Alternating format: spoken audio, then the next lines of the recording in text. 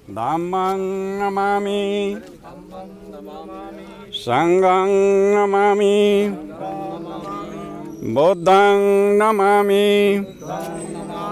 धम्मं नमामि संघं नमामि बुद्धं नमामि।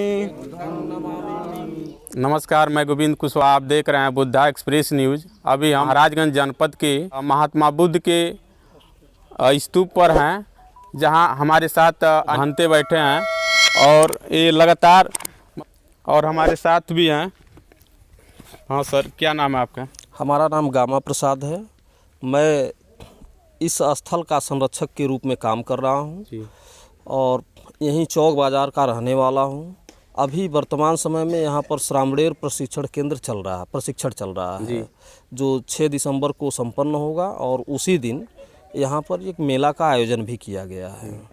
ये जो स्थल है, ये भगवान बुद्ध के परिनिर्वाण होने के बाद जो अस्थि अवशेष था, वो 8 भागों में उस दौरान 8 राजाओं ने उनके अस्थि अवशेष को लिया। उसी में से एक कोलीय वंश का शासन यहाँ पर था। उन शासकों के द्वारा यहाँ पर एक विशाल स्तूप का निर्माण कराया गया और वो स्तूप अभी भी अपने मूल रूप में यहाँ पर है। जो अस्थि कलश है, 7 अस्थि कलश को सम्राट अशोक के समय में खुदाई करा दी गई थी और उसमें से अस्थियों को निकाल के 84,000 अस्थि कलश बनाए गए थे और उन्होंने 84,000 स्तूपों का निर्माण पूरे अपने शासन वाले क्षेत्र में किया था।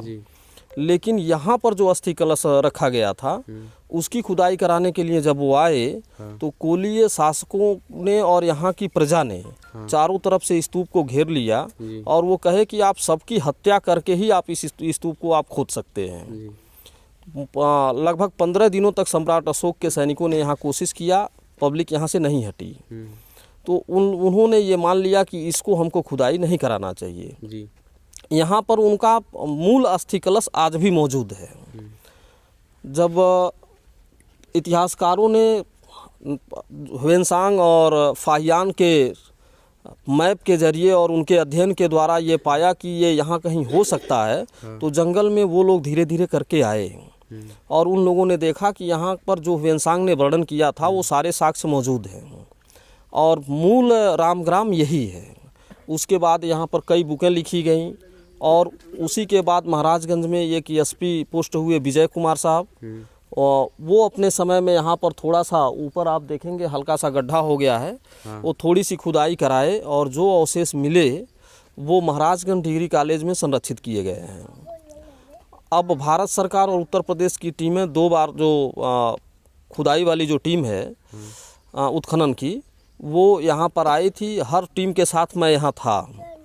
तो अभी जो सेंट्रल गवर्नमेंट की टीम आई थी वो पश्चिमी तरफ, टीले के पश्चिमी तरफ 10 मीटर गुड़े 10 मीटर का 2 चिन्ह लगाई हुई है और वो संभव है कि अगले 8-10 दिन के अंदर ही वो यहाँ पर खुदाई का काम प्रारंभ कर दें। जैसा इससे पहले तो विलुप्त था, कब से पता लगा कि यहाँ बौद्ध स्तूप है?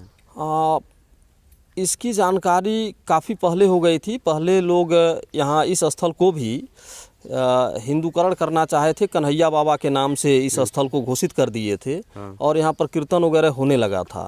तब तक इतिहासकारों को ये पता चला कि ये जो स्थल है वो कोई हिंदू स्थल नहीं बल्कि ये बौद्ध स्थल है। तो लगभग आज के 25 साल पहले इस स्थल की जानकारी यहाँ लोकल स्तर पर हुई और तभी से धीरे धीरे करके यहाँ पर चर्चाएं होने लगी और वर्तमान समय में महाराजगंज के जो डीएम उज्जवल कुमार जी हैं, वो बहुत पॉजिटिव हैं। उन्हीं के बदौलत ये जो कच्चा सड़क मार्ग आप जिस मार्ग से होके आए हैं, वो नरेगा के माध्यम से उन्होंने भरवाया है और साफ़ सफाई उन्हीं के निर्देश पर नगर पंचायत चौक के द्वारा किया जाता है। तो डीएम साहब को भी बहुत साधुवाद है कि उन्होंने बहुत अच्छा रुचि ले रहे हैं, जिसके वजह से ये स्थल काफ़ी चर्चा में आया और यहाँ के जो मंत्री हैं उन्होंने भी इसको सदन में उठाया। और जब सदन में उठाए हैं उसी के बाद से ये खुदाई की प्रक्रिया और सेंटर की टीम यहाँ पर 2 बार आ चुकी है और अब फाइनली वो खुदाई करने ही आएगी। ठीक। जी। भगवान बुद्ध की करुणा हो, करुणा हो, करुणा हो, भगवान बुद्ध की करुणा हो, करुणा हो, करुणा हो, भगवान बुद्ध की करुणा हो। करुणा हो, करुणा हो। बौद्ध धर्म की क्या पहचान, मानव मानव एक समान, बौद्ध धर्म की क्या पहचान। मानव मानव एक समान। घर घर में हम जाएंगे, बुद्ध के दीप जलाएंगे, घर घर में हम जाएंगे। बुद्ध के दीप जलाएंगे। भगवान बुद्ध की करुणा हो, करुणा हो, करुणा हो। बाबा साहब अमर रहें, अमर रहे, अमर रहे, बाबा साहब अमर रहें। अमर रहे, अमर रहे। जो स्थल दिख रहा है ऐसा बताया जा रहा है कि भगवान बुद्ध का यहाँ अस्थियों का कलश था। ये भगवान बुद्ध का जब महापरिनिर्वाण हुआ हाँ तो तमाम छोटे छोटे गणराज्य थे। हाँ उनके राजाओं को जब पता चला तो वो उनके प्रतिनिधि या वो स्वयं कुशीनगर में जहाँ परिनिर्वाण हुआ था वहाँ पहुँचे। हाँ तो उन्होंने सब ने कहा कि इसमें से हिस्सा हमें भी चाहिए ताकि हम अपने यहाँ ले जाकर स्तूप बनावें और उसकी पूजा वंदना करें, हाँ उसका मान सम्मान करें। तो कुशीनगर के लोगों ने मना कर दिया कि हम नहीं देंगे, हाँ क्योंकि ये हमारे ग्राम में इनका महापरिनिर्वाण हुआ है, इस पर केवल मेरा हक है। तब द्रोण नाम के एक ब्राह्मण ने मध्यस्थता किया और कहा कि भगवान बुद्ध जीवन पर्यंत शांति का संदेश देते रहे और आप लोग उन्हीं की अस्थियों के लिए लड़ने के लिए तैयार हैं, तो सबको इसमें से मिलना चाहिए। तो सब ने एक मत होकर कहा आप ही बांट दीजिए। तो 8 देश के लोग वहाँ पर थे, तो उसके 8 हिस्से किए गए। तो 1/8 1/8 सबको दिया गया। अपने अपने यहाँ ले जाकर उन्होंने स्तूप बनवाया। उसी 1/8 के हिस्से पर जहाँ आप खड़े हैं यहाँ पर स्तूप बनाया गया और ये बड़ा भव्य स्तूप था। इसके अगल बगल में जब आप छोटे छोटे टुकड़े देख रहे हैं ईंट, हाँ हाँ ये अपने से नहीं गिरा मालूम पड़ता, क्योंकि अपने से गिरा होता तो इसके ईंटें कुछ तो होती जो सबूत रहती, हाँ लेकिन इसमें कोई ईंट नहीं दिखाई पड़ रहा है सबूत। तो ये वही स्थल है जहाँ पर स्तूप रखा गया और महाराज सम्राट अशोक ने सभी स्तूपों से अस्थि अवशेष ले करके 84,000 स्तूप बनाने का संकल्प लिया। इस स्थान पर जब आए तो यहाँ के स्थानीय लोग इसको घेर लिए और इसकी सुरक्षा किया। और वो कौन लोग थे? वो वही पुराने बौद्ध थे, नागवंशी लोग जिसको कहते हैं।